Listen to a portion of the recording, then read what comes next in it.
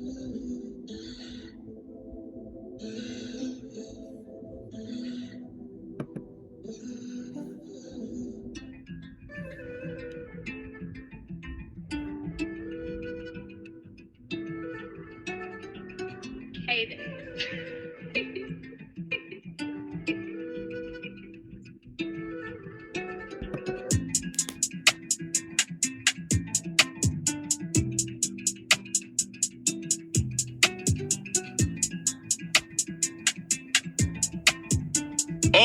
and welcome everybody to another episode of the Rugby Scoop podcast.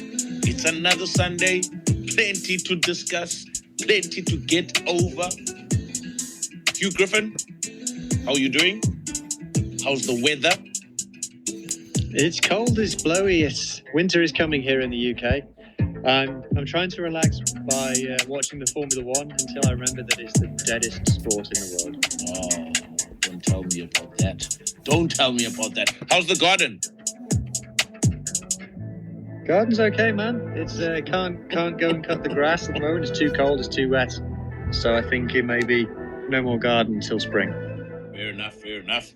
Jade Craig, Brandewyn and Coke, Bloemfontein, weather conditions. Talk to me. How's it going?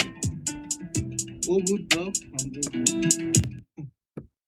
It's raining. Look like in the rain in Bloemfontein, but let's not speak about the weather. We've got so much to speak about. We leave you two and you Scoop to complain about the weather. Yeah. It's windy. It's very windy over here in Amsterdam. And also Vuyo, But the thing is with Vuyo, we don't know where he is right now. He could be in South Africa. Even China, I don't know. It depends. Vuyo is one of those guys. Talking to me at night, that guy is not in China. But when him talking to me 3 o'clock in the morning, jeez. He is not in the groove, he's in China. He's in groove. We don't know if he's out partying at 3 a.m. in the morning, or he's in China, or he's in Russia, he's in South Africa. The traveling man, Vickers Miranda, talk to me. How are things? Yeah, good. No, I'm settled in my home in China. Settled. It's so difficult watching games, bro. It's I realized that sport only starts at 10 o'clock. Jeepers. And then, if I want, for example, the other day, went to sleep with my son because he was sleeping around about 9 o'clock. So I decided, I'm going to jump into bed with him. And then I was up at 3 o'clock. And when I checked the time, so it's 3 o'clock. And I remembered the Sharks are just about to kick off. So I went and watched it right at 3 a.m. in the morning. Yeah, so it's crazy. Jeepers, that's insane, man. That is insane. There's not a lot of news currently regarding where rugby is concerned, but there's been a lot of footy. The Premiership is back. URC, obviously, week 2 now. And maybe going through those results, we can have a look. I think Lions are playing in the next hour, actually. Lions and Zebra are playing the URC game in Italy. Zebra are from Italy, right? Yes. It's intelligent. Yeah. So Stormers, back-to-back winning, beating the Ospreys from Wales, and then the Dragons and the Sharks, 17 all. What the hell is happening there with the Sharks? They haven't won a game so far. They lost their first game last week as well. And Connacht and Scarlets, why was that game postponed, Hugh? Do you know? Weather, man. Couldn't land the plane in Ireland because there's a big storm going around at the moment. So couldn't land the plane. Fair enough. There were 2 games. Apparently it was a massive drama, actually. Apparently the players were stuck on the plane. So obviously, we talk about travel in the URC, yeah. So flying from England, which is where they would have flown from, they would have got on the bus to an airport in England and flown to Dublin. Normally, half an hour, 45 minutes flight. Apparently they were stuck on the plane for 11 hours. Jeez. Food and drink ran out. And also, Hugh, was it Edinburgh? They also cancelled the game, isn't it? Yeah, man. Yeah, I think it was against Ulster. Theirs was cancelled. Yeah. Oh, interesting. But the biggest result for me, guys, Glasgow losing to Benetton, 16-14. How crazy was that? and then Leinster losing yet another game in the URC. I don't think I've seen Leinster actually start like this before, unless any of you guys remember them losing back-to-back games. I mean, they are 0-2 this season so far, which is quite crazy. Blue Bulls and Stormers, 2-0. I think Munster as well. So 1, 2, and 3. Bulls, Stormers, Munster, unbeaten so far this season, which is good so far, but it's a long season. We all know how long the season is. I mean, it's rugby up until next year. What, April, May? So yeah, it's a long season. It's not T20. It's a test match, basically. Any thoughts, Griffin, on the URC fixtures? What stood out for you this past weekend? I didn't catch too much because I was at Twickenham yesterday, but good to see the Bulls get up again. They won't be happy. It's not often you can say that you concede 71 points in 2 games and you're 2-0. That's unusual. The Stormers getting up against the Ospreys as well. Stormers again winning, but not great. I was talking to a Stormers fan who was saying, "I'll be okay when we get the good players back." And I'm like, I see that, but always the Stormers. The problem has been too much reliance on the star players to dish them out. I'm not seeing a process happen there, but I think with the if you look at particularly the Stormers and the Sharks, they haven't changed the coaches and they've got their best Springboks away, and this is where the coaches are earning their money. And to be honest, at the moment, okay, Stormers are 2-0, so you can't complain, but I'm not seeing a top team there. I'm just not. Yeah. But Hugh, the question now would be, are they talking about Sasha and Damon Willems? Because who else is in the Springboks at the moment? Yeah, exactly. Sasha, Damien, and Mani. No, Mani's gone. Mani's gone. Ah, yes, he is. Sherbet. Mani's gone. So it's 2 forwards from the Stormers? There must be. I don't think so. I haven't seen any forwards. Maybe the hooker. What's his name? Benter. Benter. Oh, right. Yeah. Come on, man, Jade. Oh, come on. Yeah. Gorbas. Come on. Backline players in the hooker. Backline players in the hooker. That is a mess. That is a mess. And what's his name has he started?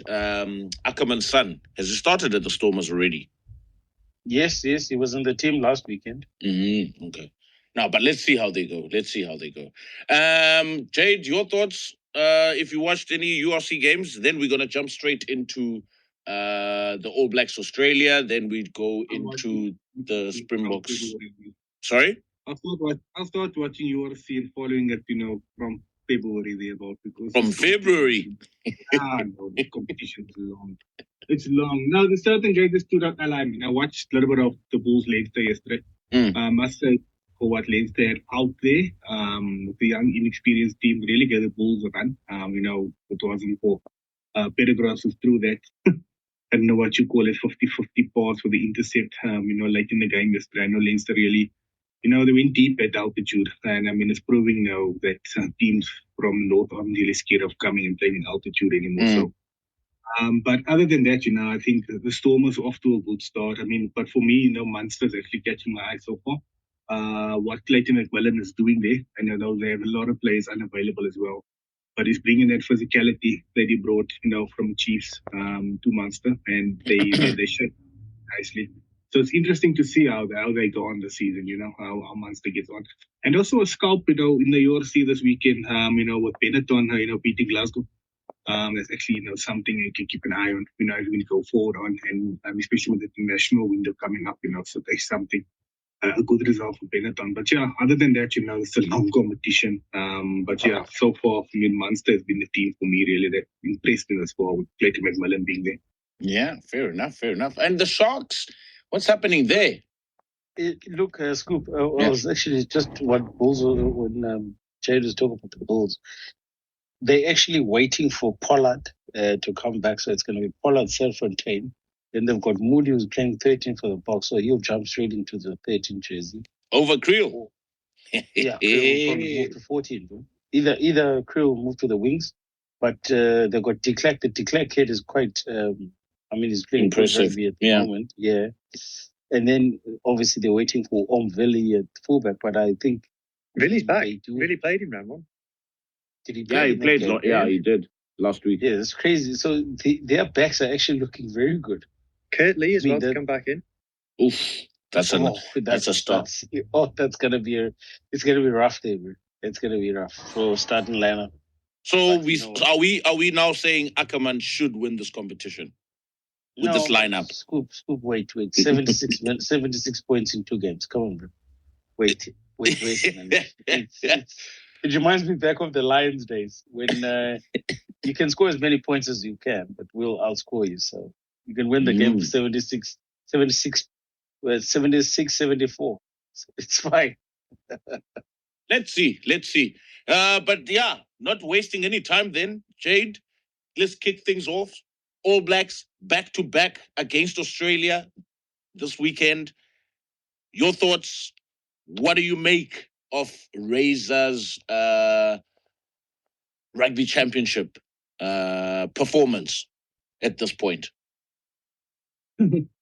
Despite all of my frustration and everything I said, this whole Rugby Championship, I think Kaiser Robertson will be looking at saying, you know what, this team can do much better. We all know they can do better. I mean, we spoke about the attack shape and everything, but they ended on the same amount of points as the box, and the box round with points different. So if you're looking at the positive, that's what it'll say. But there's so many negatives and so much flaws in their game.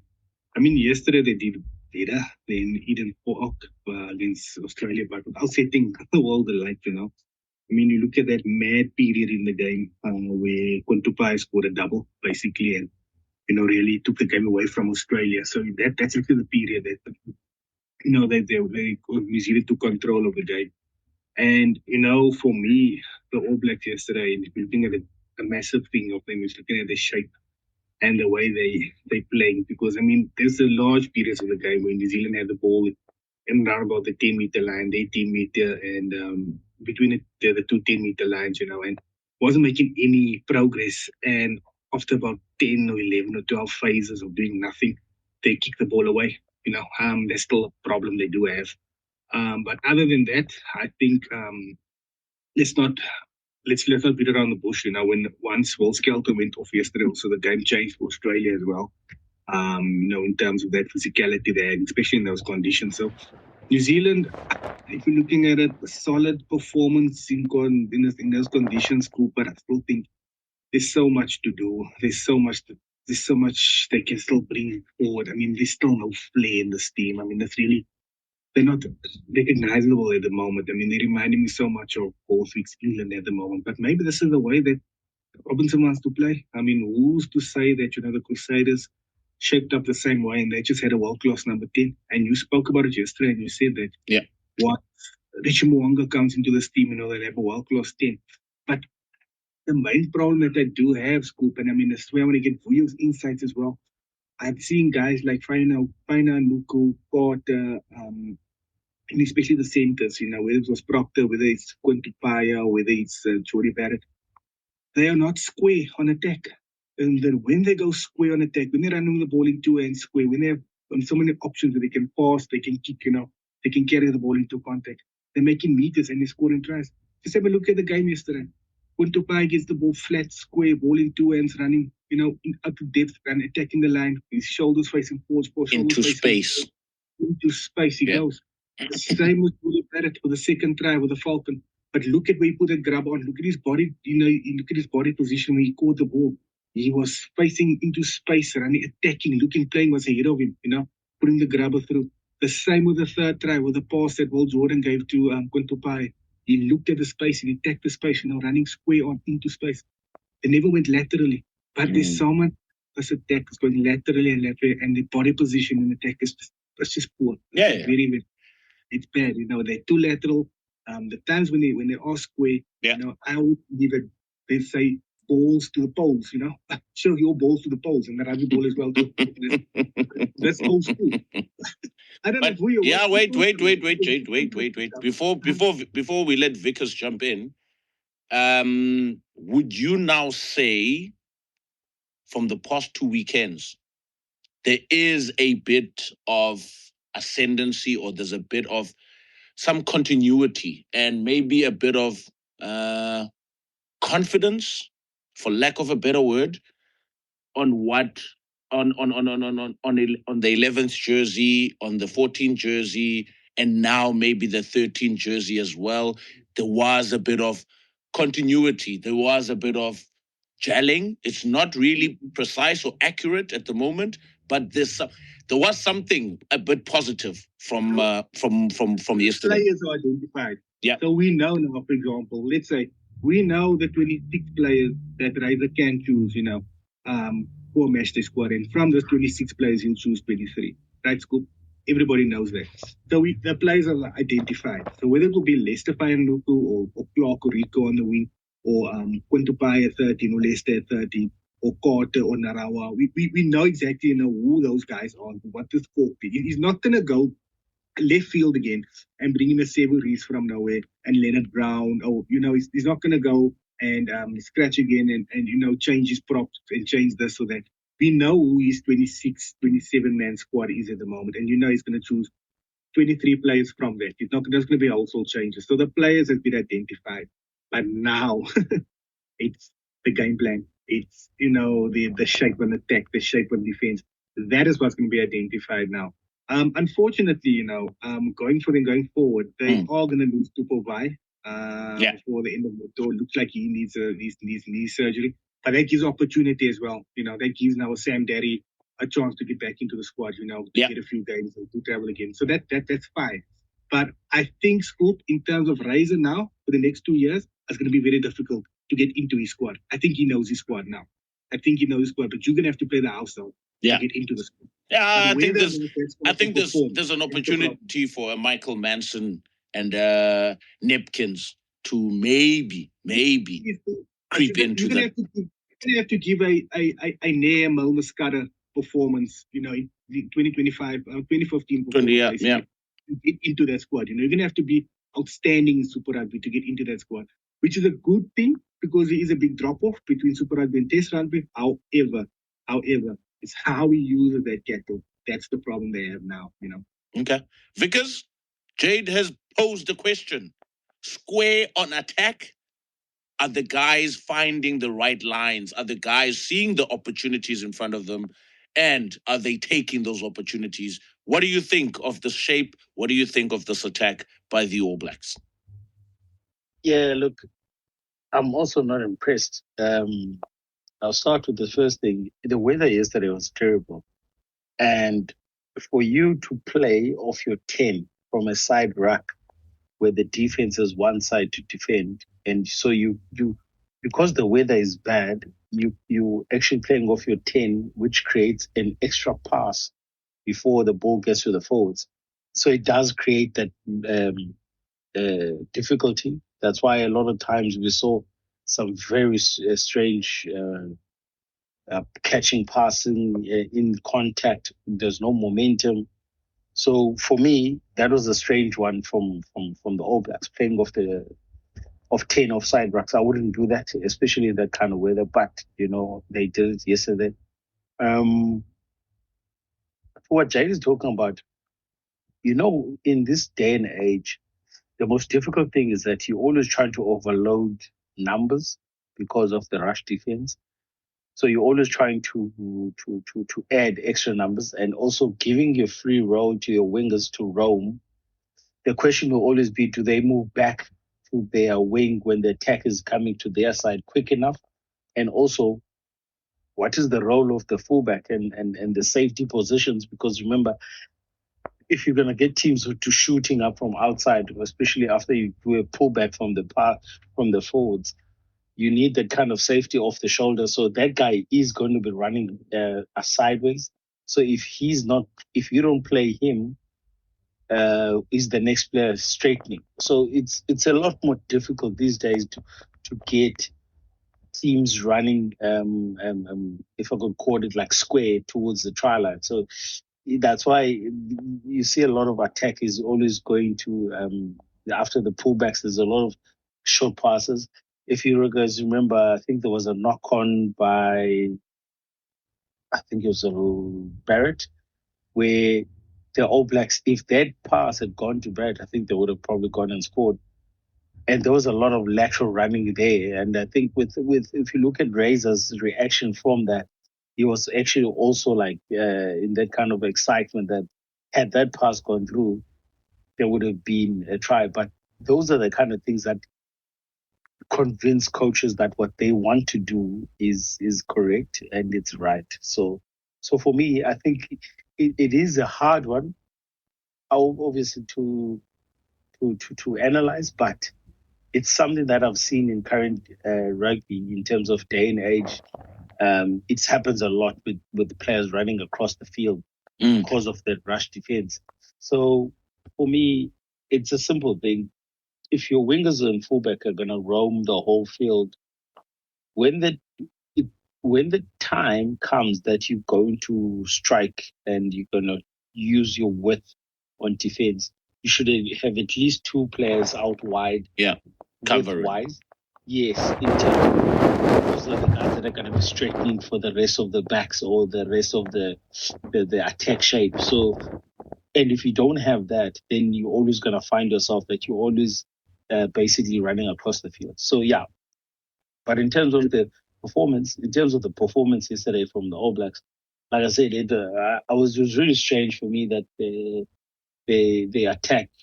They use a lot of DMAC, and I think that's why they use DMAC, and then they would see that they're not getting momentum, then they would kick. Also notice the grubber kicks from Jordy. There were actually a couple of grubber kicks that were even from, I think even Damien Mackenzie kicked one, and even, I think, was it Will Jordan? I'm not sure. Will Jordan, yes, kicked one. So you could see that was a tactic because they were trying to put pressure on the fullback coming to the ball. Yeah. And I mean, they got rewards from it. So yeah, that's just the tactics there. And then if you look at Australia, I don't know. Australia for me, like Chad said, as soon as Scouten left, everything just seemed to be all apart, not going well. Yeah, everything just fall apart, and also that becomes a factor of leadership because if you look at a player like Shelton, he's probably very vocal when it comes to on the field. Yeah. And all of a sudden, if you don't have him, who's going to be there? And most of those guys are young. And I was thinking, I mean, James Slipper that guy is experienced. You cannot tell me he's experienced. Alato is experienced, and they're going back in the scrum. Those are not young props. They're not young props. They're old guys, and they're going back in the scrum. I mean, we're talking about versus young props. Actually, young props. Like that doesn't make sense to me. I thought scrumming but their scrumming was good against the Boks, funny enough. Because I think the Springboks probably have one of their best scrumming seasons this year than the previous years, to be honest. They've been very strong. Australia had 100%. They were the only team in the Rugby Championship who have 100% scrum, receival or a percentage, of their own ball. Just shows how good the wide scrum time. They even had a higher percentage against the Boks. Until yesterday. But also remember yesterday, it was the first game that Alan Alatua started instead of Tupo, and Angus Bell wasn't there as well. So just remember that's also a big loss for them, not having him there. But yeah, they were poor yesterday. Yeah. But anyway, that's how the cookie crumbles. I think with Razor for me, I don't know, James. Maybe you guys are when you share your thoughts on it. I think he's under pressure. I think like going into the end of the year and then touring South Africa next year. Oh, he's under pressure. As I said to you guys in the group, is that he's the only All Blacks coach after 2 years who hasn't won a Rugby Championship. Probably the first one and the only one. That's rough. And that pressure is going to come from the top, not from the fans. The fans might not know it, but from the top, they definitely looking at things like that. Yeah, well, I mean, that's a good point. That the All Blacks have been winning this competition for so long, right? And now we've got a new coach who hasn't won it. But also, if you remember, when Jake White started in 2004, he won the competition. And Graham Henry, who didn't win the competition in 2004. So maybe Razor is in a similar trajectory at this point. Before I let Hugh jump in, going back to Jade's point, or going back to some of the points actually that you guys have made as well. The attack shape, I was watching Argentina Springboks now this morning, and I thought, this is what Razor is trying to do, but the players that he has currently aren't really similar to what Argentina can do in the backs. So if you watch Argentina between the two 10-meter lines, they do a lot of back passing the ball a lot, going backwards, but then on the edge, finally getting someone who can beat that one-on-one player. And then they get ascendancy moving forward. That guy will run at least 10 to 15 meters, and then same shape, short passes off the breakdown on the edge, one or two, and then from there it's back pass, running backwards again to go forward, if that makes sense. If the picture that I'm creating right now makes sense. And I'm like, the All Blacks are trying to do a similar thing, but they don't have those strike players, like players with pace and speed and good footwork.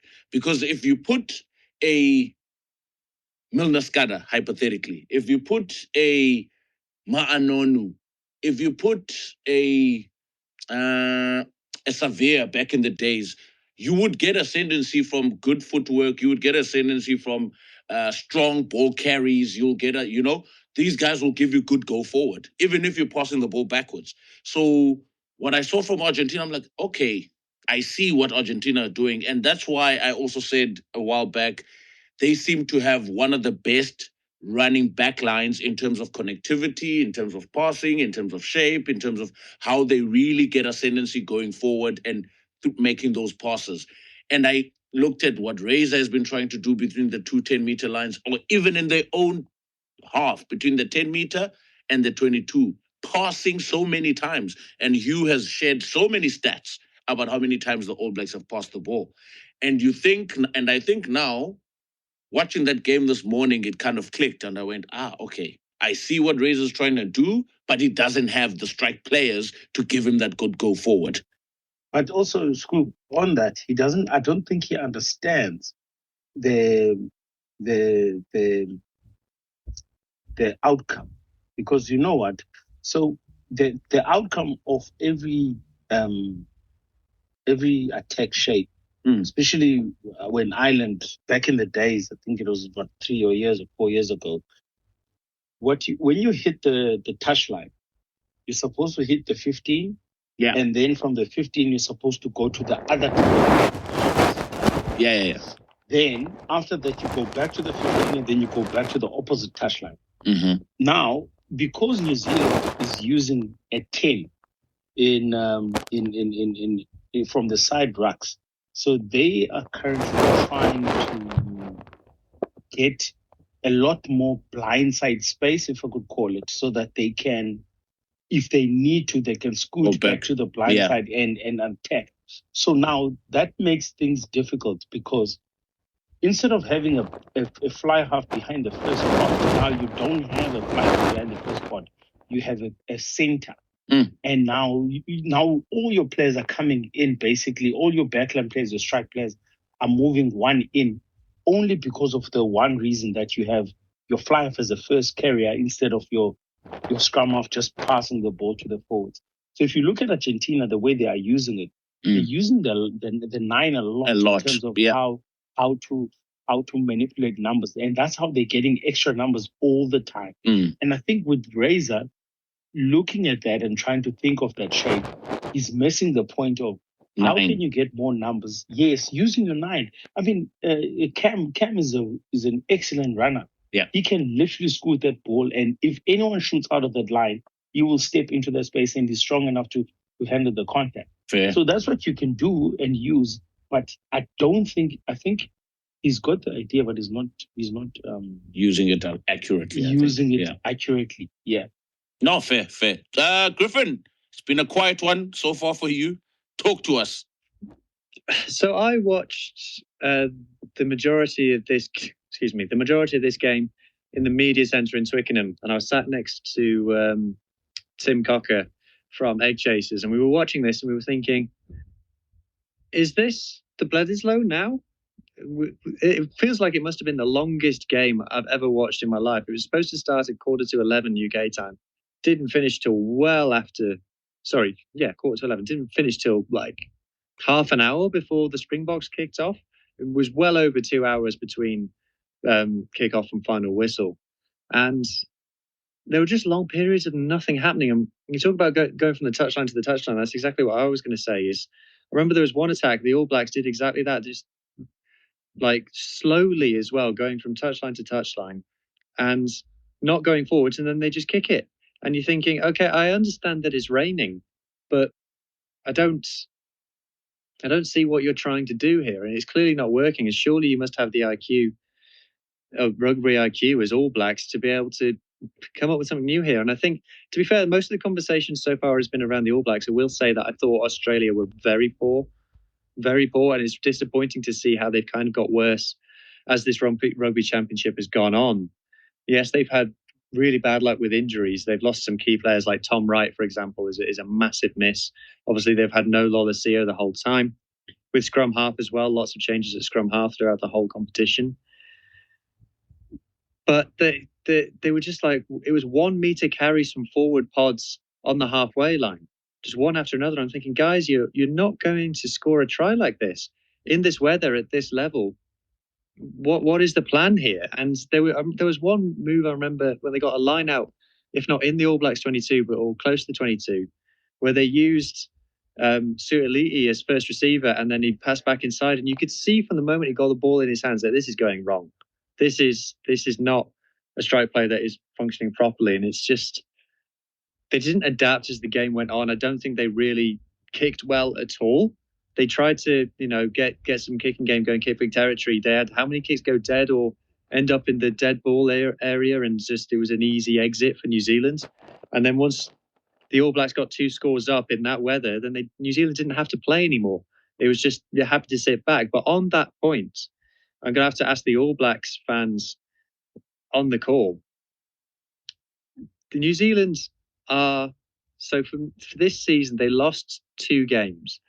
They ended up going back-to-back at the end of the Rugby Championship. They obviously started it with 3 wins against France, although we know the quality of that France team. So they're from 9? They're 7 from 9, right? So is it going well? Or for the All Blacks, is it about how you win? For the All Blacks, is it not good enough to just win?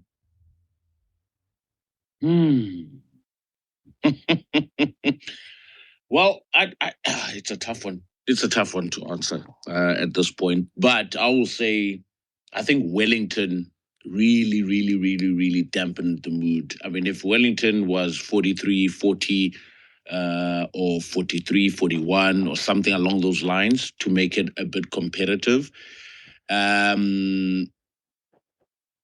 going back to back against Australia now would probably feel like, okay, I mean, the All Blacks have done pretty well so far, and you don't expect them to beat the Boks twice. You don't expect any team to beat the Boks twice in any situation at this current form and at this current current position that the Boks are in. It's impossible, practically impossible. But you can win. What has been evident is that you still can beat the Springboks, which is fine. I mean, Razor had not beaten the Springboks in his first year. Last year, he would have been pleased with winning and saving, quote unquote, the Eden Park history, whatever thing, not winning or not losing rather. But when I look back at this competition as a whole, it's been challenging. And I didn't expect them to lose in Argentina. That was disappointing. And then the 43-10 loss in Wellington, that was massively disappointing. And I think anyone who supports New Zealand, be it in New Zealand or elsewhere in the world, that game, I think, kind of dampened any excitement or any promise or any hope anyone had on Razor, I think. But now, going back to back against Australia, okay, cool. We see that there is a bit of improvement. That's why I was mentioning all these names to Jade earlier. Like, for example, or even in the group as well. You've got a Holland who has like 5 caps, which is good to see. You have a Simon Parker I don't know, 3 or 4 caps, 5 caps as well, roughly. And those are good inclusions for so far, because the thing is, last year we never saw anyone being included because we were doing this whole, oh no, Sam Kane, he has to have his 100 games, this and this and this. That wasted a lot of time in terms of him building a team. I think this year we're starting to see whether they're playing against a C team France, a G team France, a Z team France. I don't think that really has any effect or impact, because for me, what I wanted to see is him giving players a run, because without that, he can't build a squad and squad depth. So at least this year, we can say we've seen a Simon Carter now coming through and really taking ownership of that 14 jersey, which is good. We are seeing a Simon Parker out of nowhere, because last year he had injuries. Now we're kind of seeing the All Blacks go back to back with the number 6, that they haven't changed, you know. And then at 8, you're seeing like Wallace Atiti, maybe not really in the same form he was last year. And then they're trying out Peter Lakai as well, who really didn't kind of show up as expected, but he's still getting test matches. We saw a Duplessis Karifi coming through. He had good cameos here and there, but also not as consistent. But I mean, at the end of the day, I think for me, I just want him to really take ownership as a coach within that 10 jersey, because I feel like there's something missing. There's an ingredient missing now.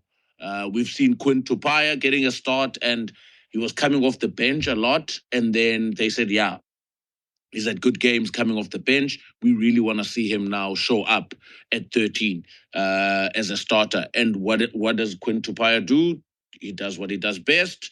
And I'm like, okay, Quinn, I'm familiar. I wasn't familiar with your game, but now I see you.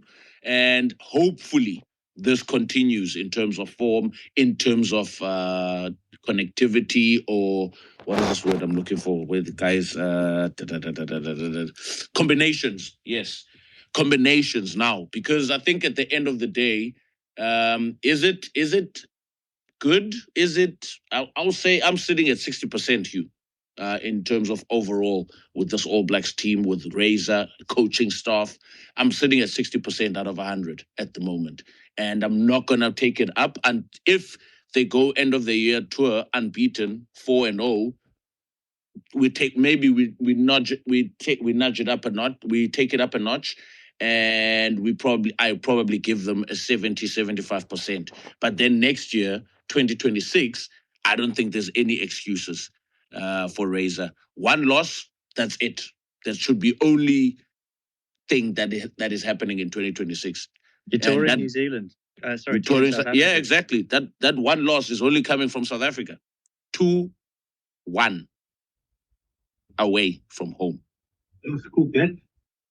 I think the bar we set the supporters a tad bit too high at the moment, you know, and it's utter, as much as we can say, yeah, you know, the All Blacks shouldn't be losing.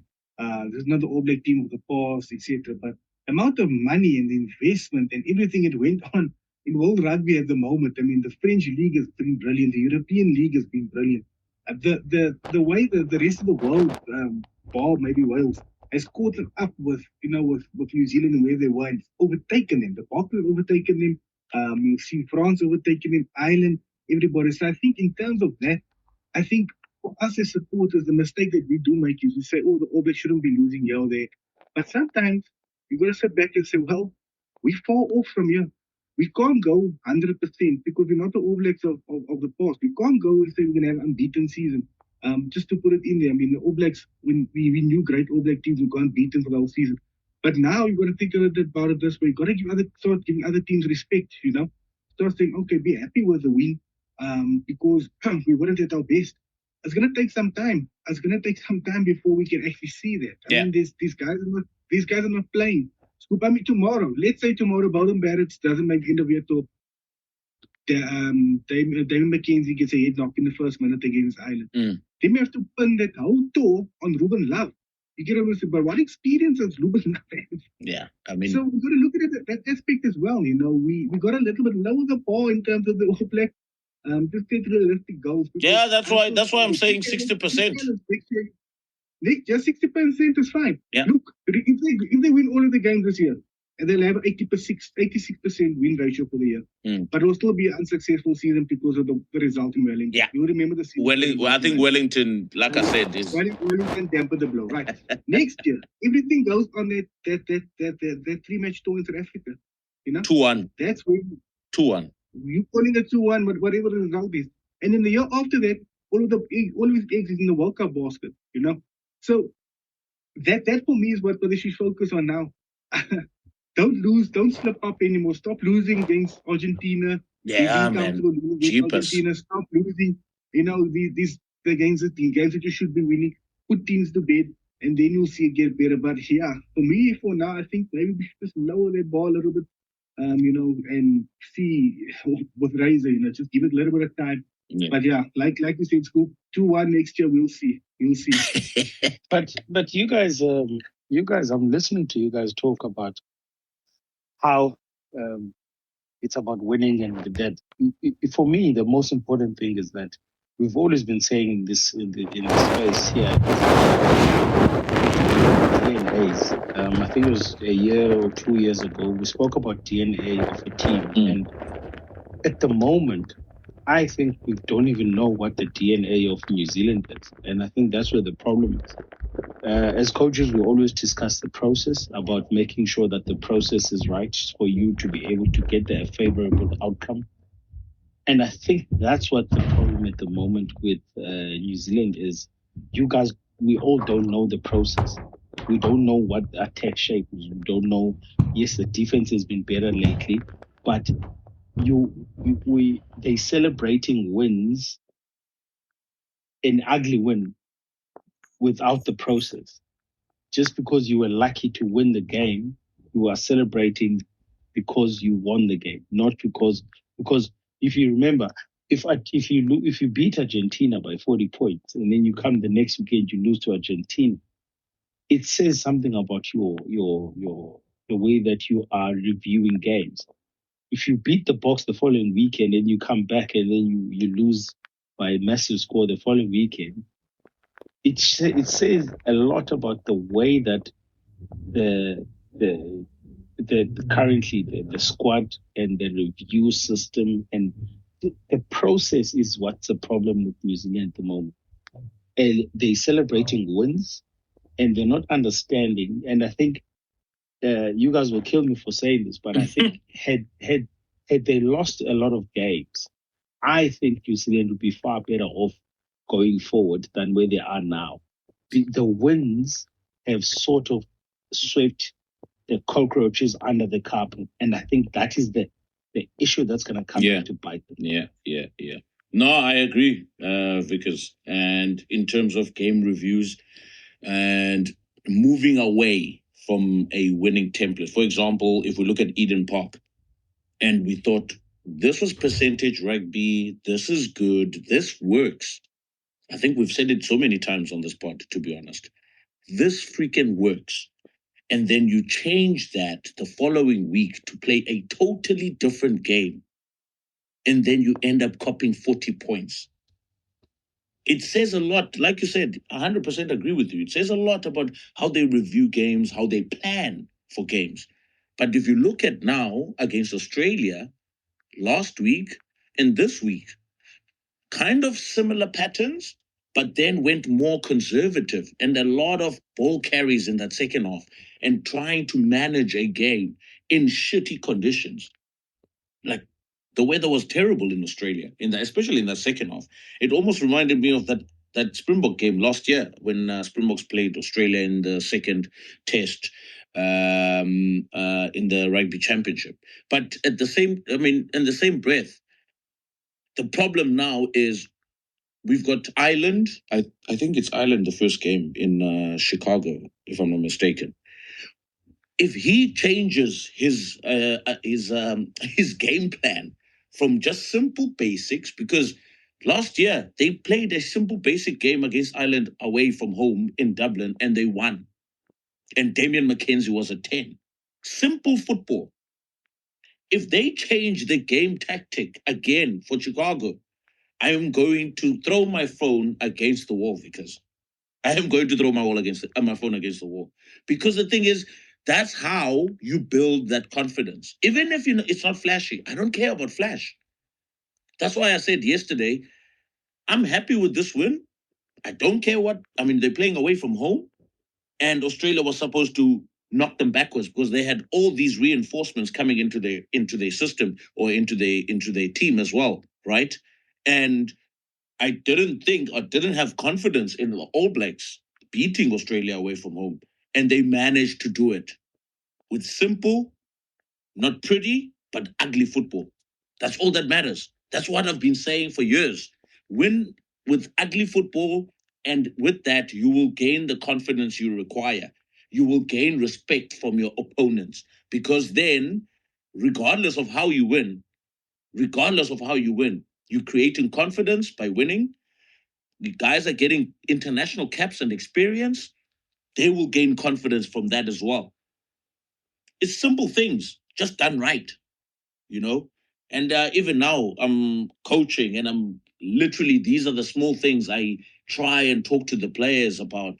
Just do the simple stuff. Don't freaking try to be extra this, extra that. Just do your simple basics, and if you do them accurately, and if you do them at 100%, you will see the difference and the impact it has overall in your personal game, in additional contribution to the team.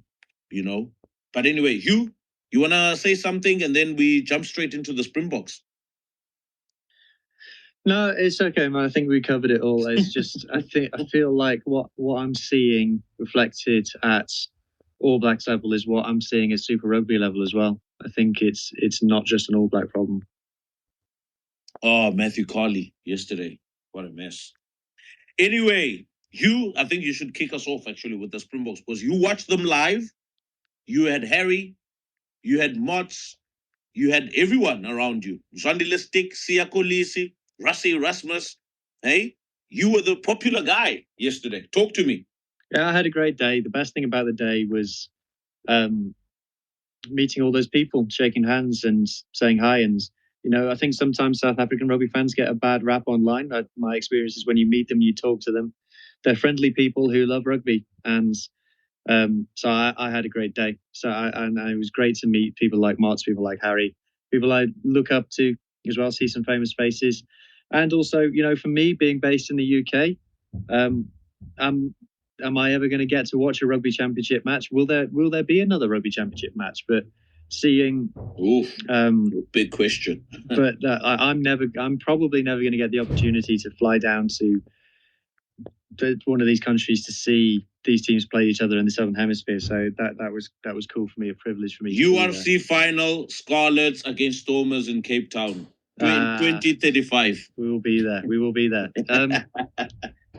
But yeah, I think Sasha kind of gave the game away in his post-match interview on this one, and he tried to cover it up, but it was too late. He said, obviously we knew this was a final, and that's how the Springboks played this game. I think they tightened up. I think if you look at where their tries came from, you're talking rolling balls, you're talking pick and goes from close range, You're talking sniping off the back of a 5-meter scrum. We're not talking line breaks here. We're not talking razzle-dazzle. It was a very workmanlike performance from the box, and they used the clock very well.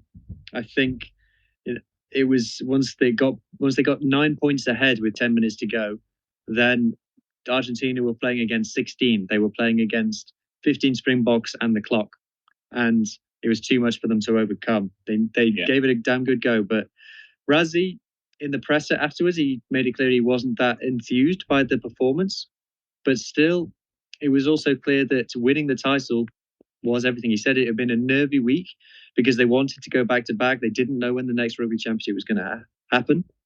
Yeah. So winning was all about this game. The performance probably suffered a little bit because of that. But again, at the same time, you had the big players step up, whether that Peter Steff, who's just incredible. Jasper Wiese, I think, has been transformative since he came back into this team. And a guy who I said it's time to step up, man, you're living on your reputation from 3 years ago, is Malcolm Marx, and he stepped up in this game. For me, he should have been player of the match. I think Kobus was good, but I think Malcolm Marx stepped up and gave the performance that we all wanted to see from him for all of this championship so far. So that was good to see. Argentina as well. I asked Consamponi in the presser, was this one that got away? He said no. He said because we were never in control of the game. We weren't leading towards the end and we let it slip. We were trying to battle to get back into it. And when you're there watching the game, even though it was 13-10 at half time, to the Argentinians, they were not on top. They were not on top by any means. So I think the right result, the better team won. I think we can talk about how the end went with the missed penalties and things, but if it was a different game with a different amount of time left on the clock, the Springboks would have played differently. So I think they were always in control. Kenan Moody? Go ahead. No, I'm asking. I mean, what are your thoughts? Is he lucky? Because, I mean, a hand out in a... I mean, we saw Borden Barrett get yellow card against, said this. He said in the press, he said, I think Felipe will be frustrated that Moody already on a yellow hasn't picked up a second yellow for that moment. And Consamponi did say in his press conference as well, he said, if more uncontrollables went our way, then maybe it could have been a different result. And we know that is code for the referee.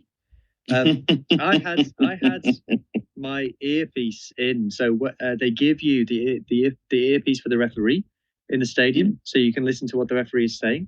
Yeah. And what jumped out at me is Piardi doesn't talk during the game. He doesn't coach the players at all during the match. He's very quiet to the point where initially I was like, "Is this thing on? Hello, is this there?"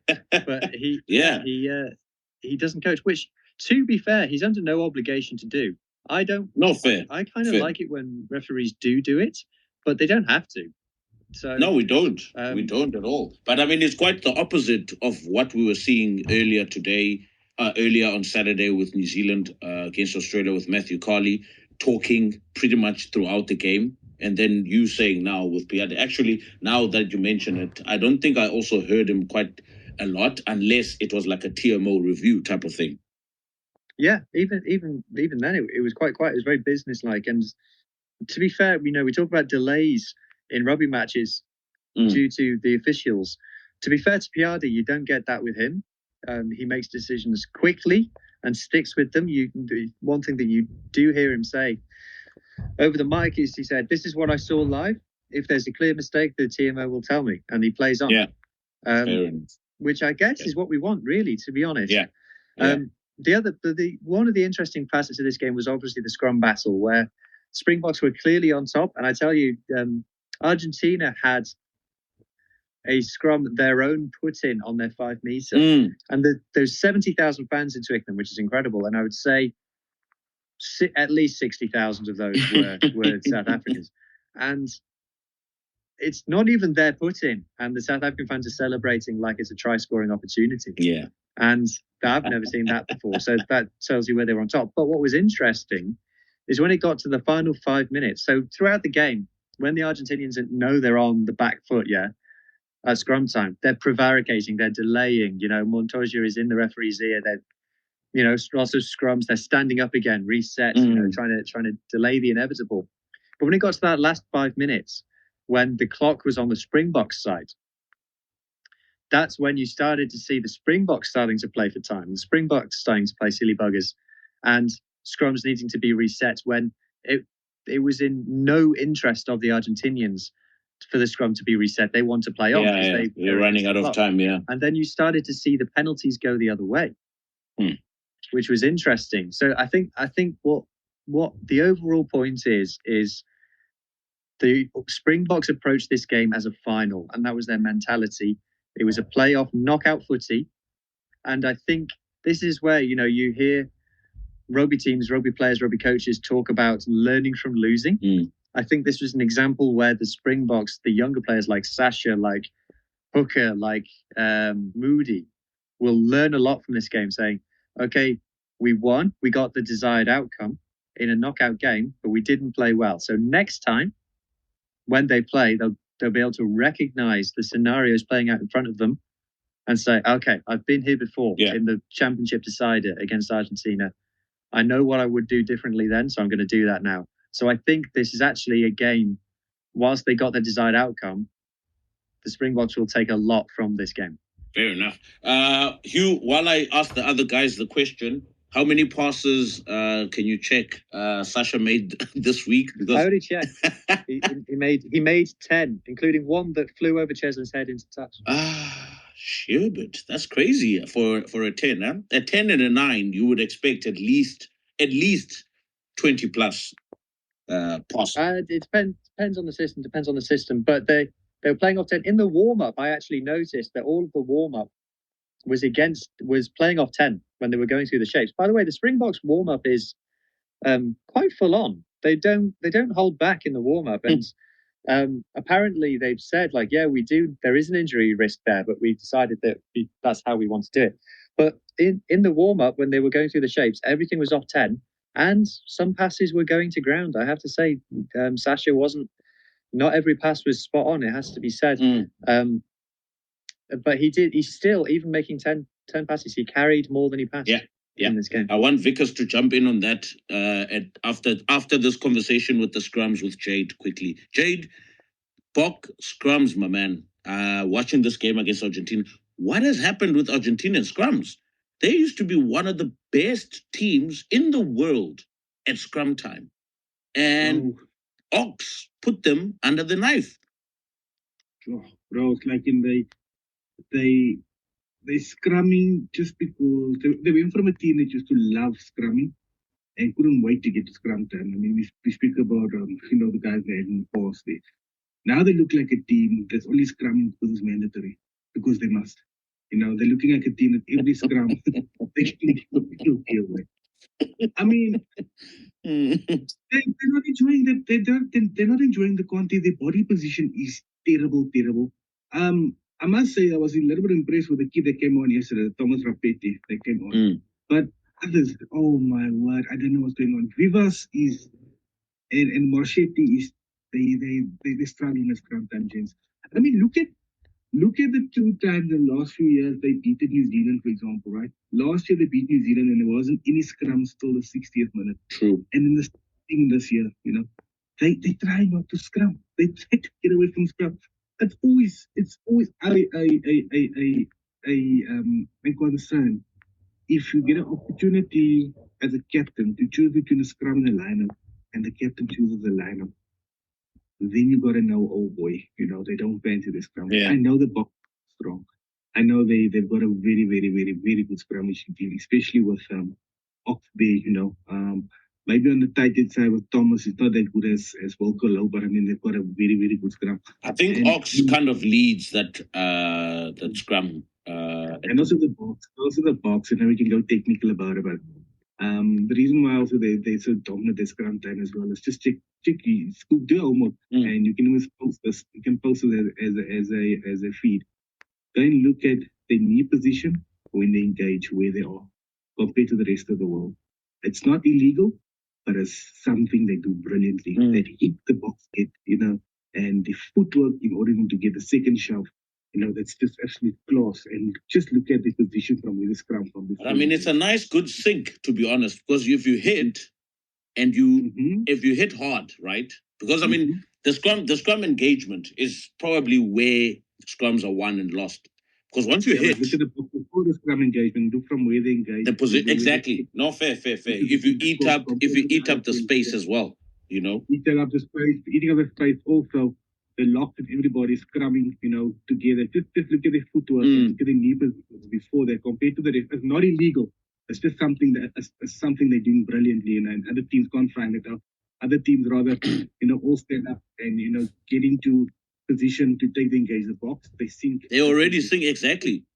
They're already like when they bind, they're already in a semi-crouch position because all they have to do is just maybe tilt a few centimeters, and then once they get the bind, and also that bind is very important, and then once you get engaged and you hit and you chase your feet quite early, the team that's basically against you is already on the back foot, because once that ball comes in it's a synchronized sink, and all the weight coming from the hips and going forward. And to be honest, we can say thank you at times the Jasper Visser doesn't have the soft skills or the football skills, as somebody else.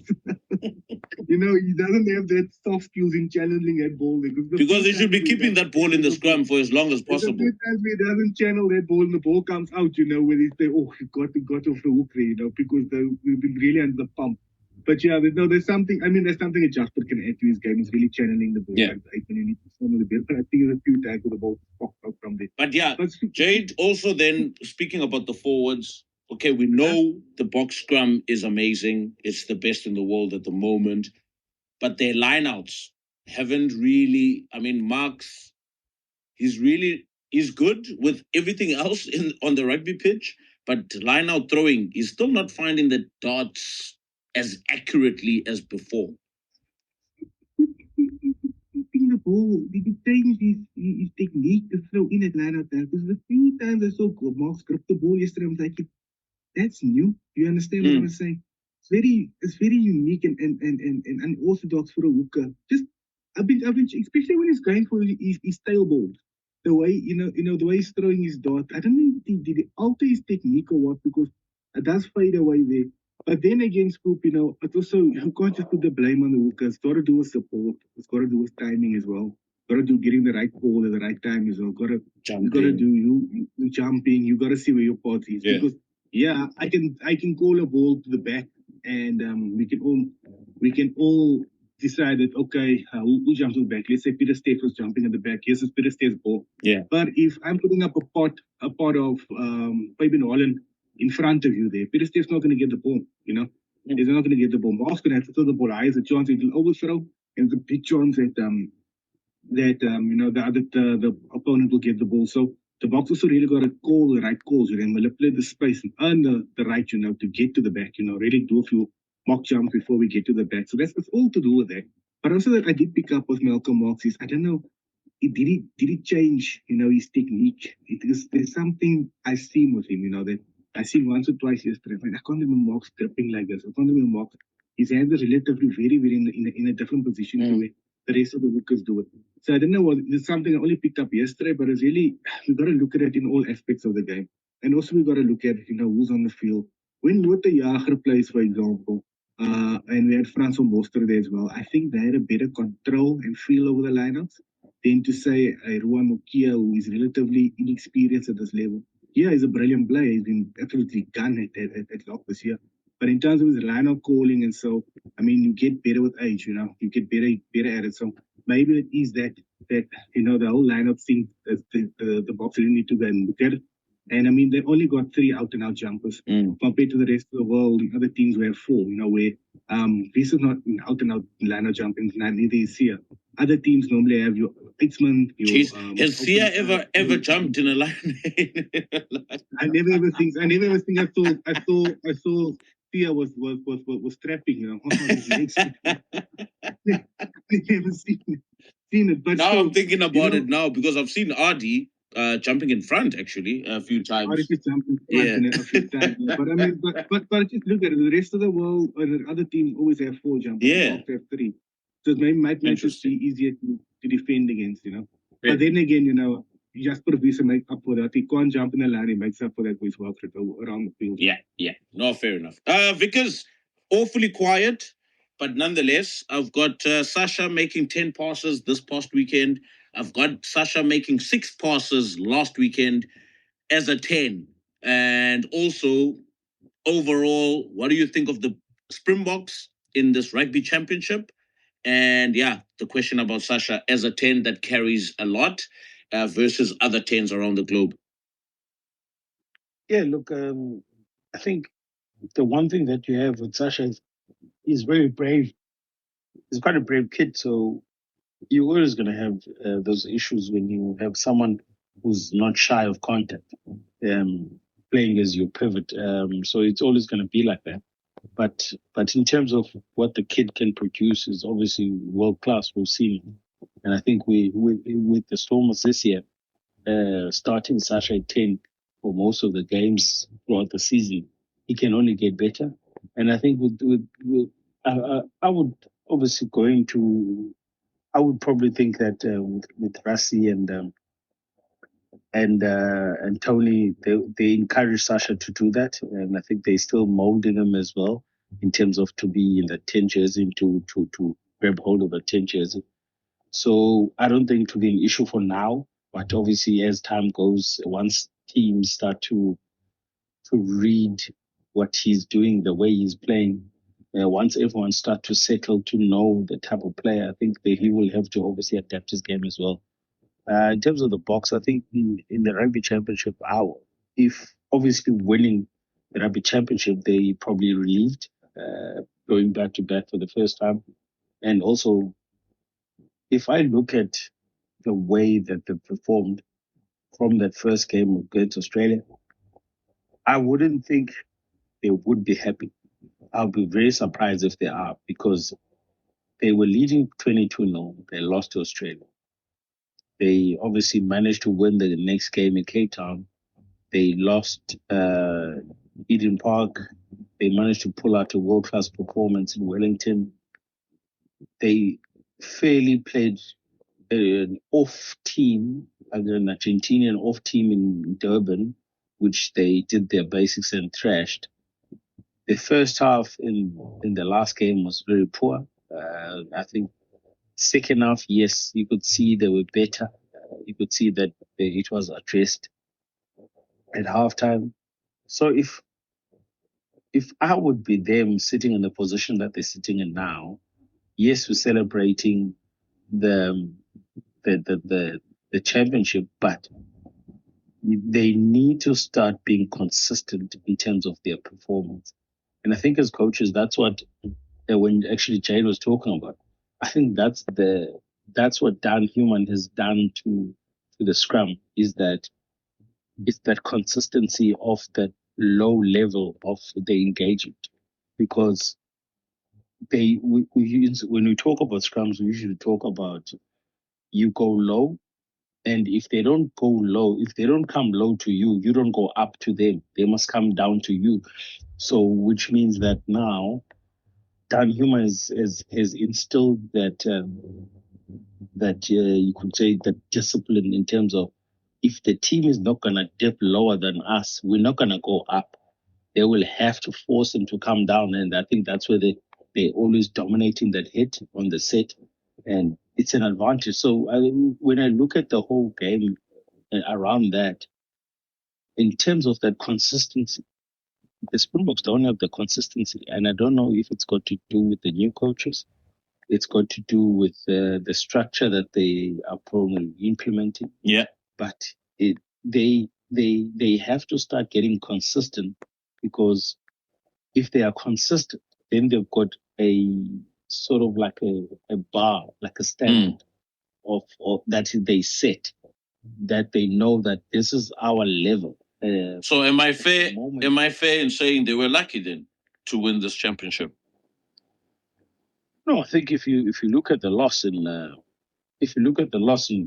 Ellis Park, they were lucky because they should have gone 2-0 in South Africa, and obviously won in New Zealand and finish at 2-0. They should have won it easy. So if we compare to last year's performance in the championship, yes, 100%. And if you look at, if New Zealand didn't lose against Argentina in Argentina when they were not supposed to lose, it would have been a different story as well. So I think, yes, as much as they were lucky scoop, I think you also have to commend their resilience when they were down and out in New Zealand, because after the Eden Park test, they were down and out and they had to fight back. So you could credit them for that. But at the same time, like I said, if you have to look at consistency, I don't even look at the Rugby Championship. I go back to the game against Italy in Pretoria. Yeah. And for me, that's where everything should go back and start. Because if they look at how everything has transpired until London, you have to be honest with yourself and say, guys, we're not consistent enough as a world-class team. Because let's be honest, like we were speaking about the era, maybe the Springboks won't have this kind of era again. Yeah. And this is what you need. You need the consistency, because when the likes of Evan Etzebeth retire, We've already seen Peter Steve retire. We've already seen a guy like Vili, Dwayne from Maryland retire. Yeah. We've already seen the non-selection of Faf. So you could start to talk about the team is transitioning, but who else is next after if Sasha gets injured? It's Mane Lebok, and then who else? Because Pollard is going to retire soon as well. How old is Pollard? Isn't Pollard like 31? Yeah, no, but fair. But I mean, we spoke about this because all of us, I mean, I think 5-7 weeks ago, or something like that, regarding Itzabeth, for example. Like, who is an out and out Itzabeth coming through the system in South Africa? Yeah, 100%. So you see, so that's why I'm saying they should be more harder now on the players in terms of consistency, because when you lose the crop, then you're gonna have to rebuild another crop. Okay, and that takes years. Yeah. And I think that's the transition that New Zealand is in now. And funny enough, if we talk about Argentina, this is where their crop is now. Yeah, and they're also building the kind of guys. Yeah, and Australia, the guys that they have. Yeah, so that's why you need consistency. But even Nokia is quite old, huh? Yeah, they know. Look at 24. Shut up, man. What? Yeah, I thought it was 24, 25. No ways, Jade. Yeah, we'll have to double check that. But anyway, I think for me, the most important is that you can have a great 15. It's 27. You can have a great 15, but what happens to the next 15 and the next 15?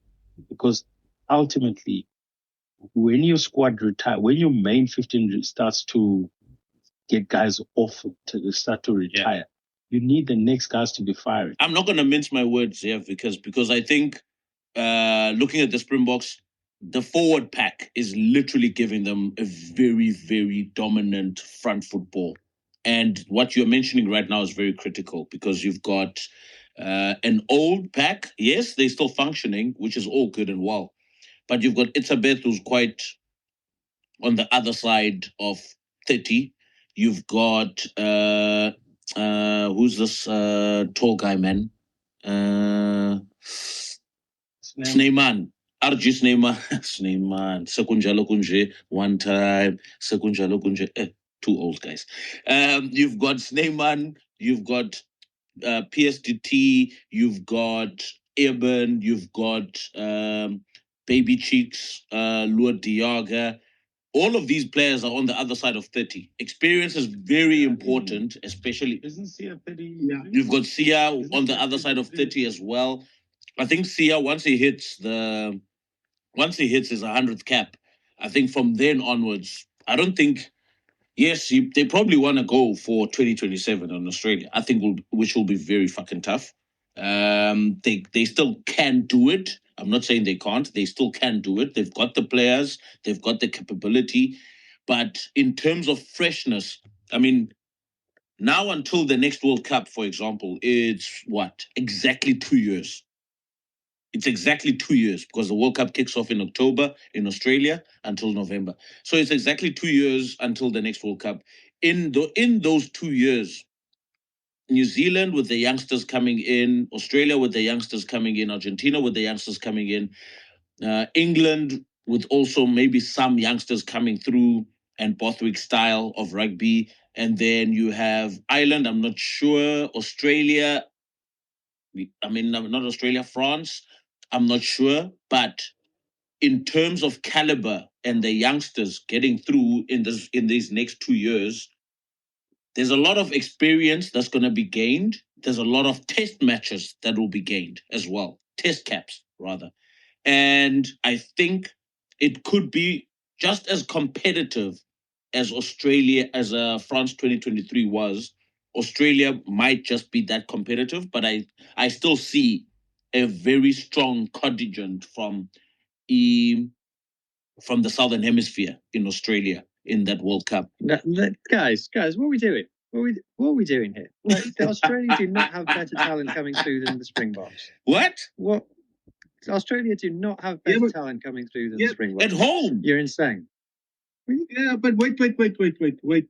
You open up a can of worms here. Steve. I must open up a can of worms. Islands do not have better talent coming Can of through than worms here. Springboks. My question to you, I mean, you can answer this as well.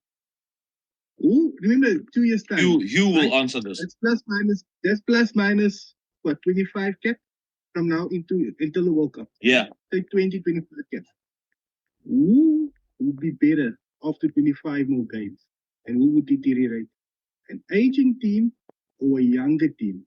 So, for example, let's take the two. Let's take Argentina and New Zealand, and let's take the Box. The 4-pack of New Zealand, will they be better after 25 more games? Like Fabian Holland, Simon Parker, all of those guys there? Or will the Box be better after another 25 more games with the aging players? Who would be better? Okay, so the answer to that is Razor has been in place now for 23 games? Yeah. How much better are the All Blacks now than they were 23 games ago? By the way, Retallick, Whitelock, Aaron Smith, they all were gone before Razor took charge. So that rebuild has been going already.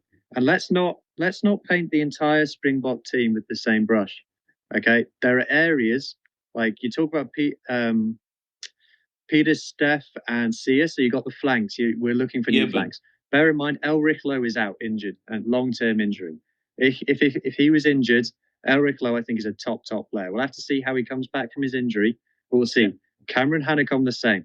Cameron Hanekom could be in and around this team, but he's missing with injury, so we need to see. If you're talking about is there a player coming through who is as good as Eben Etzebeth? Okay, find me anyone in the world. Okay, so yes, that is probably going to be a miss. Okay, well, okay, if you say Vi, that's one. All right. So Maro, all it takes Super Vi and Maro Itoje definitely are same cat. Oh, Maro Itoje has been around for 10 years, mate. For 10 years. Okay, so we're talking about. Let's go position by position and have the real conversation. Fair. It only takes a moment for someone to come through. Like, let's pick a name. Like, how long ago would it have been if I'd have said there's this guy called Ruan Nokia, he will be the best number 5 in South Africa? How long ago did we start thinking that? Not long at all. So, like Sasha's in his second full season as a fly half. So it can happen. There are problem spots in this South African team, yes, but I cannot accept, and I'm neutral here, guys. No, that's fine. I cannot accept that there are other teams who have got better talent coming through than South Africa.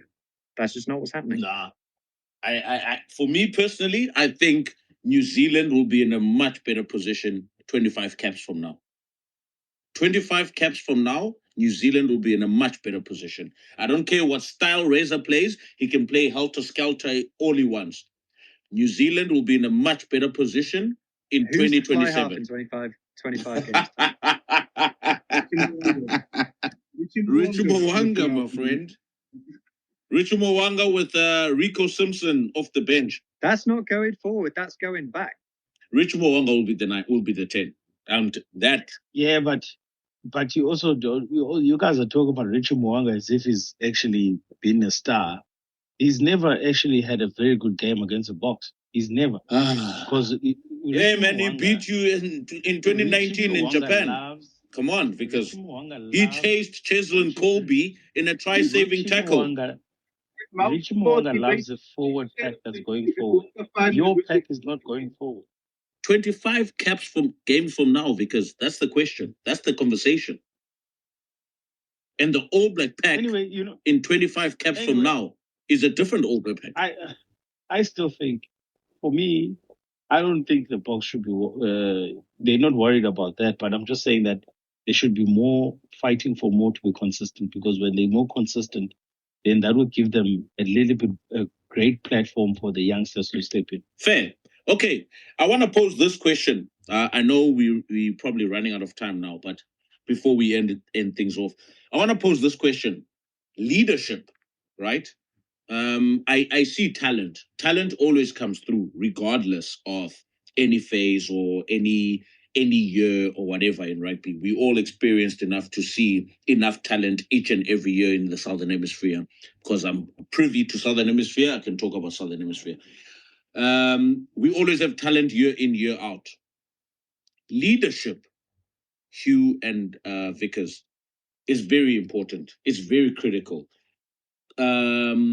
Leadership group within a squad is just as important, right?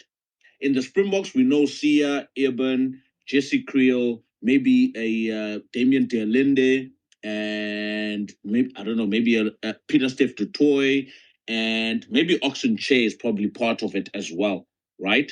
No, it's definitely not. It's too young. It's too young. Okay. It's Bongi Bonambi. Okay. It's Bonambi. Okay. Perfect. Max. It's probably Bonambi, Max. Perfect, Vickers. Perfect. Eben, Perfect. Peter Steph, So those yes, are the guys, Sia, right? obviously. And this is the core group that's putting this team together. This is the core group that's actually holding this team together. This is the group that also holds this team accountable and responsible for whatever happens on the field, whether they are playing or not. Remove this group as a whole, right? Boom, they're out. Now, talent will always be there. But you put in now a different group of players without these people that I mentioned. Put them aside. Like, for example, I look at the All Blacks when they were fucking strong and look at the All Blacks when they were not strong under Fozzie. Although they still had your Whitelock, your Retallick, your Aaron Smith, and Bowden Barrett, and a Sam Kane.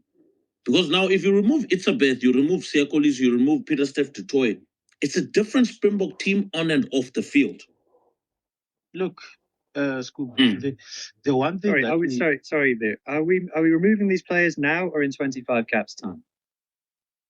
25 caps time. But even if we remove them now, but I'm just saying. Okay, well then players like Sasha, players like Moody, players like Nokia. Nokia is the Bulls captain this season.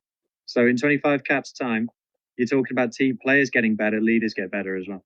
Fair, but we're looking at the All Blacks now, for example, Barretts have been there for a while. Right? No, but without the McCaws, without the Ma'anonus. You're looking at it the wrong way. Talk to me. When leadership in a team, leadership almost swaps. When your older players start to play less games, your next leadership group is already in charge. For example, when they finished national anthem yesterday, the Boks, they came to a circle. Sia didn't say even a word. Who was talking in that circle? It was Sasha talking to everyone in that circle. So you can see the kid is actually starting to enjoy the fact that he's in the pivot role. Yeah. And that's what you need for your leadership. You need young guys to start stepping up. And like Hugh has said, once Kia starts to add more caps to his Springbok jersey, then what's going to happen? He's also going to start being comfortable, and he's also going to start when what you call it, Eben, it's a bit goes when your Michael Marks goes, he's also going to start being in that role. And I think that's what a lot of teams, if you understand, you get leadership in your team. As we've been speaking about the Barrett leadership, it's not great, but the players listen to him. And that's what you need. You need someone who's going to listen. And if the players of the likes of Sia, Eben now are listening to Sasha speaking, I can tell you 100%, they're not in making a new leadership group is not going to be difficult at all. So you're saying there's a much smoother transition in this current crop of Springboks than what may be. Well, for example, because New Zealand had Shag, right? Experienced World Cup winning coach, took the team to 2019, right? And he still had senior players with experience and leadership in 2019. I mean, Kieran Reid was the captain, for example, in 2019, right? And things happen in rugby, guys. Things happen in rugby.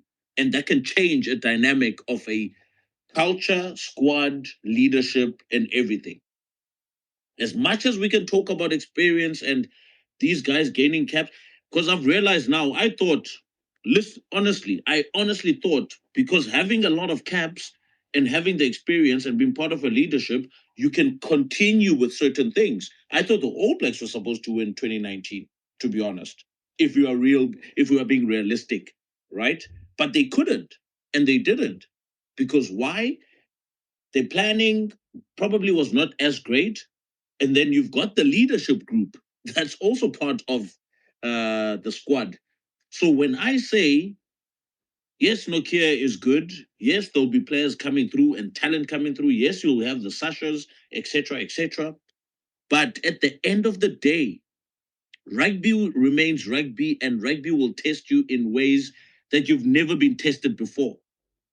And then, only then, the questions about leadership and squad and leadership group and coaching come into effect.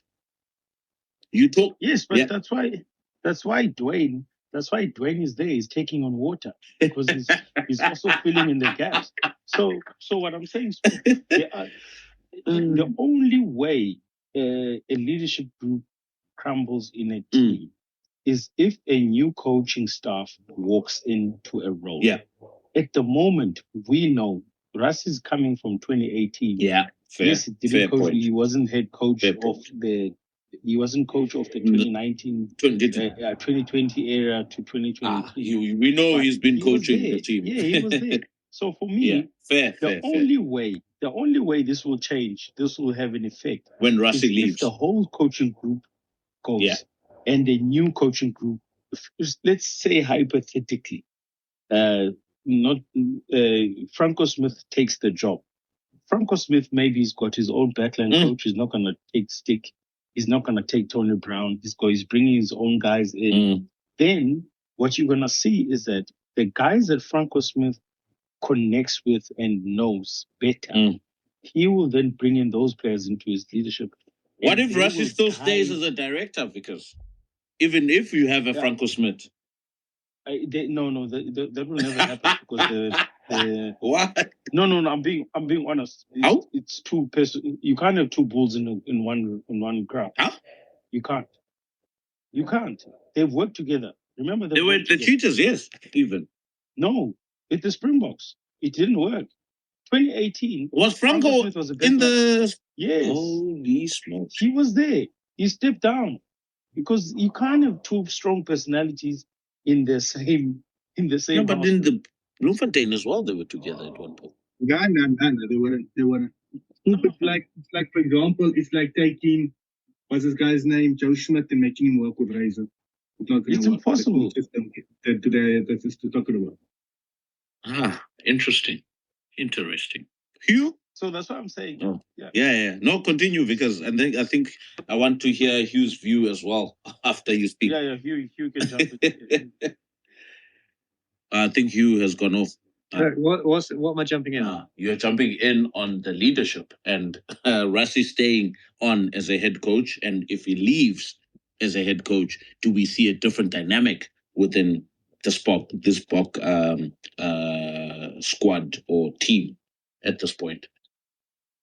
Well, we're assuming that that's going to happen after 2031, aren't we? So, yes, probably.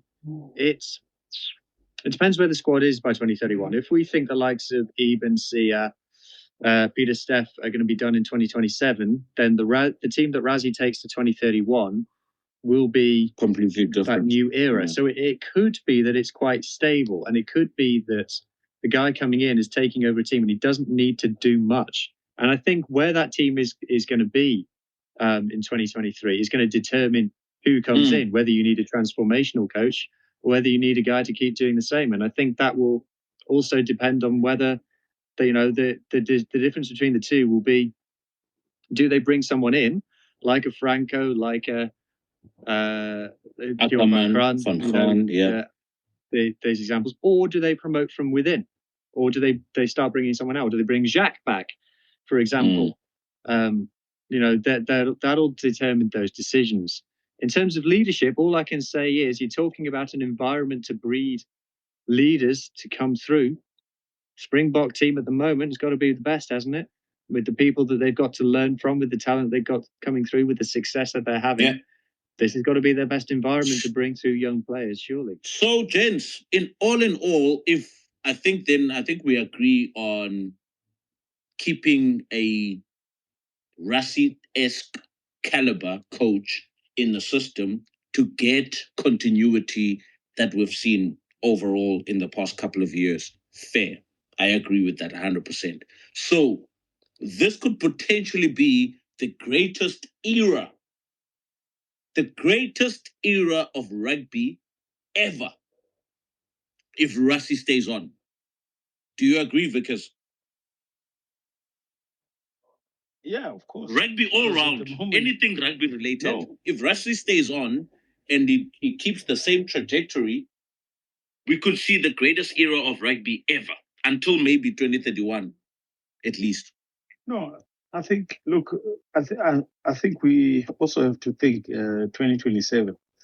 After 2027, what's going to happen? I don't think it's going to be cut out, because remember, guys, this is a high level of sport in terms of emotions as well, mental health. If you have been in this job for more than 10 years, yes, especially in the Springbok role, you've done very well. Yeah. It's highly unlikely that you will keep waking up and doing the same thing for the next year. Fair. So let's wait till 2027 and then we'll discuss. But one thing's for sure, in Springbok rugby, whoever is the head coach will ultimately decide who his coaching staff is. So you could see a totally new haul of coaches, or you could see one or two continuities. But remember, if you bring in your own philosophy and your own way of style and play, you already have your guys that you've worked with before. Hence, Heineke Meyer brought in McFarland as a defense coach while Jacques was there in the area. Hence, Alistair Coetzee didn't want to work with Stick, and I think there was one more coach he didn't want to work with. David He brought in his own guys. So yes, so as the head coach of the Springboks will always bring in his own coaching staff, because at the end of the day, it's your job and your neck on the line. Don't mention Alistair, because wow, man, what a period, to be honest. But he was unlucky as well. He wasn't afforded certain privileges other people get to have. Jade, final thoughts?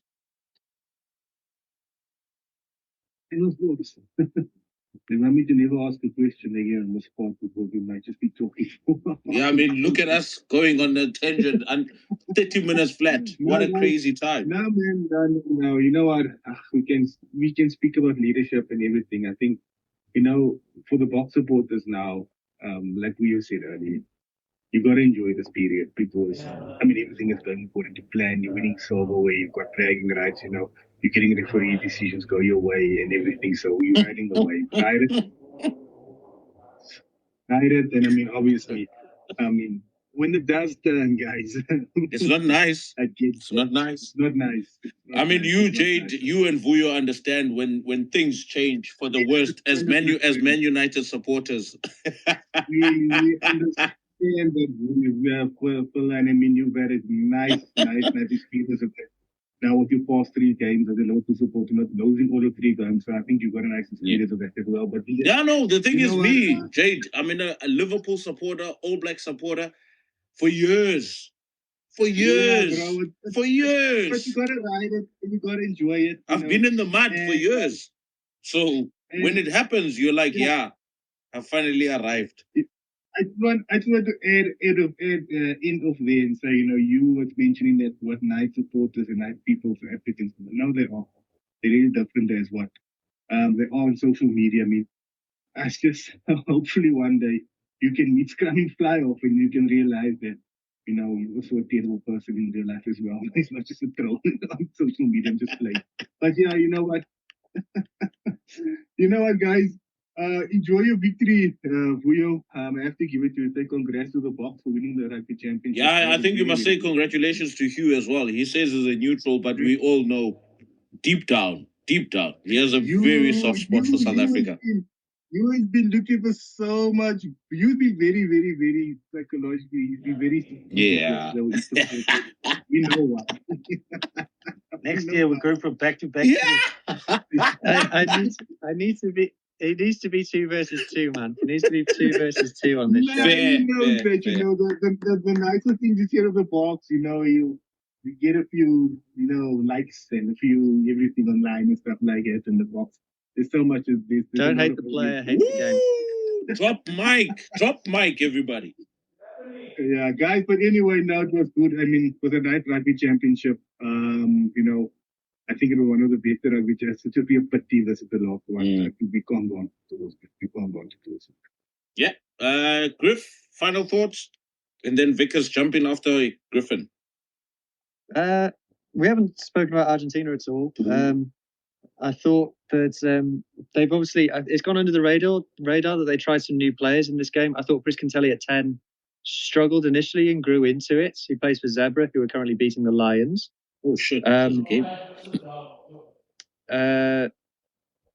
apart from that, I don't think 2 wins in this tournament kind of tells the story of Argentina. I think they're a very competitive, very... I was actually impressed with like you said, the 10, giving a 10 a chance against the box. Yeah, right. What Contepomi is doing there is something special, because remember, he's found a 9 from out of nowhere. Yeah. And now he put a 10, a new 10. So which means he's got Alvanos Carreras and the center that played. The club that played. So he could have 3 solid fly-halves by the time he reaches the World Cup. What they're doing is actually quite special. So for me, it's always nice to see that there are coaches who are actually thinking ahead like that. Yeah, it's credit to them.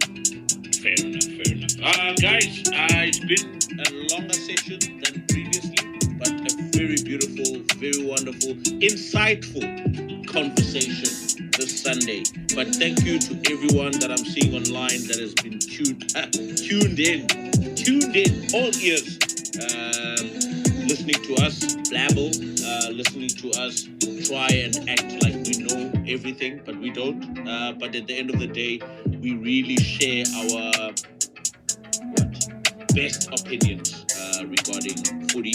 And yeah, man, thanks for listening in, guys. And be sure to join us. I think from next week onwards is back to URC. URC. I'm not going to say best league, because it is not the best league. Have a wonderful Sunday. Enjoy Sunday roast, Vickers, Hugh, Jade, and everyone else who was listening in. And guys, have a wonderful week ahead. Always on the banter. The pod will go up online, Spotify, Apple, YouTube. We don't have visuals for YouTube, but it's just audio. And I think at some point we will decide to put faces behind the microphones. But yeah, have a great week, have a great Sunday, and we'll see you guys next week Sunday. Cheers, bye. Catch you, guys.